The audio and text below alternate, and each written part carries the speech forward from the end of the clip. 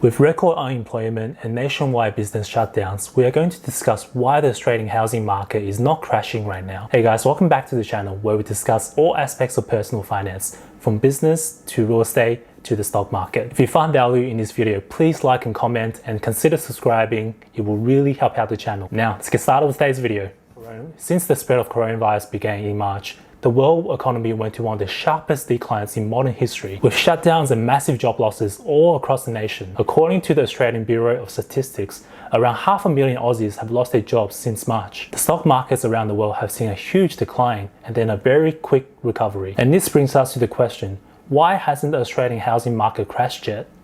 We will attempt to answer this question in three parts. The first part will go over all the government stimulus programs as well as the bank repayment holidays. In part 2, we'll take a look at how all of these factors have influenced the housing market and how the housing market has been performing since March. And finally, we're going to discuss the future changes to the government stimulus programs and how those changes will affect the market, as well as the possibility of further government intervention in the housing market, and answer the question, will real estate crash in Australia? Like most governments around the world, the Australian government was very quick to act and offer support for those Australians who have lost their jobs. Within weeks, the government announced JobKeeper and increased the payment for JobSeeker. The fortnightly payment of $1,500 have saved around 1 million Australian jobs and is being paid to 3 million Aussies. During the month of March, the Reserve Bank of Australia have also dropped the interest rate on 2 occasions, from 0.75 to 0.5, and then again from 0.5 to 0.25. Soon after the government announced the stimulus packages, the banks also announced the repayment holiday of up to 6 months. This was quickly taken up by around 800,000 Australians. These borrowers were allowed to put a pause on their mortgage for 6 months and completely avoid paying the mortgage during that time. The combination of government support, historically low interest rates, and the mortgage repayment holidays really helped the Australian real estate market. And some Aussies actually ended up with more money than they previously had. Therefore, homeowners had no reason to sell their properties, nor did they have any motivation to sell into such an uncertain market. And to further stimulate the market, the government also announced the First Home Loan Deposit Scheme, which allowed first home buyers to put down a 5% deposit without having to pay lenders' mortgage insurance. The Home Builder Scheme was also announced, giving eligible owner-occupiers a $25,000 grant to build a new house or extensively renovate their existing property. From March until now, the government also on 2 occasions let Aussies gain early access to their super, with a maximum withdrawal of $10,000 each time. Around 2.7 million Aussies took up this offer and withdrew a staggering $30 billion from their superannuations. Due to all of this support and stimulus, we actually saw a shortage of properties in some sections of the market, especially in the affordable areas dominated by first home owners who finally got the chance to step into the market. And this was the main reason why the Australian housing market has been so resilient, despite the mayhem that's been happening in the last few months. Having looked at how the Australian government prevented the real estate market from falling off a cliff, let's go into part 2 and see how the market is performing right now.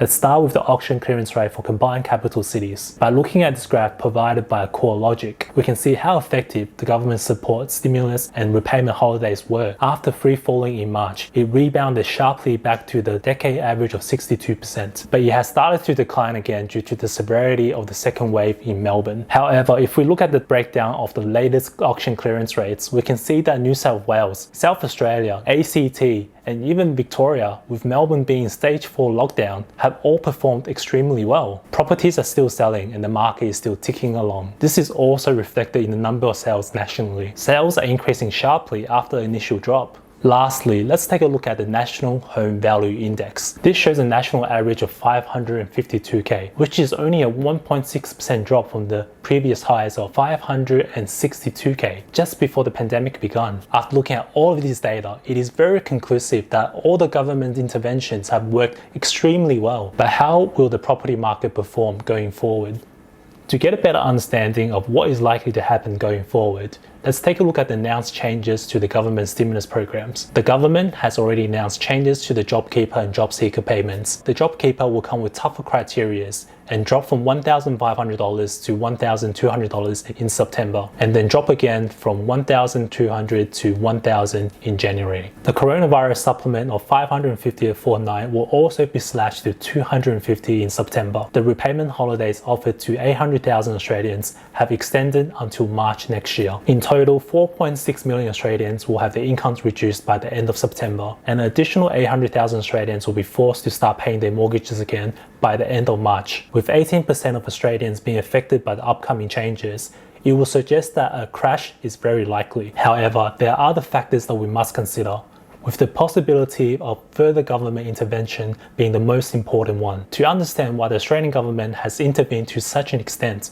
and why they are likely to continue doing so, we need to see what real estate means for the Aussie economy. As we can see here, the finance and construction industries make up 1/5 of the Australian economy, and there are 1.2 million jobs in construction, with a further 450,000 jobs in finance, and this doesn't even include the supporting jobs that help with these industries run smoothly. Furthermore, a recent report by Credit Suisse shows that more than 58% of Australians' household wealth is tied up in real estate. If the Australian property market crashes, it is likely that the whole banking industry will fail as well, and the spillover effect will be felt by the entire economy, with many Australians losing their entire life savings. And this sums up why the Australian government has intervened in such aggressive fashion so far, and is likely to continue doing so to keep the real estate market afloat. But can they? In March, the Reserve Bank of Australia announced that they will be implementing quantitative easing for the first time in Australian history, to the tune of $90 billion. To explain quantitative easing, it pretty much means the government and the RBA will be working together to create more money, which they will be injecting into the economy.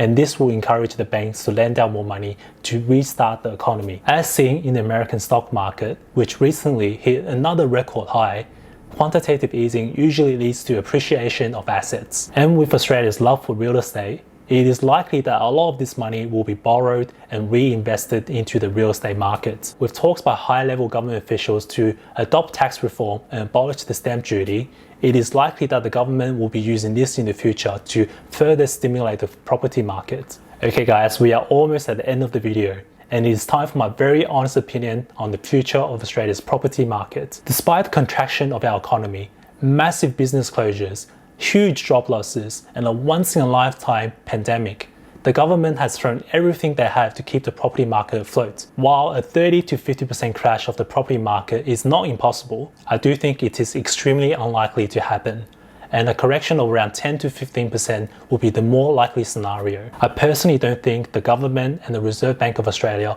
will let the property market crash. It is simply too important to the wealth of Australians and the Aussie economy. This is my personal opinion based on my research, and I do encourage you guys to do your own research and form your own personalized investment strategy. And that brings us to the end of the video. I spent a lot of time putting all of this research together, so it would really mean a lot to me if you could like and comment on the video and subscribe for more content. Alright, I'll see you guys next week.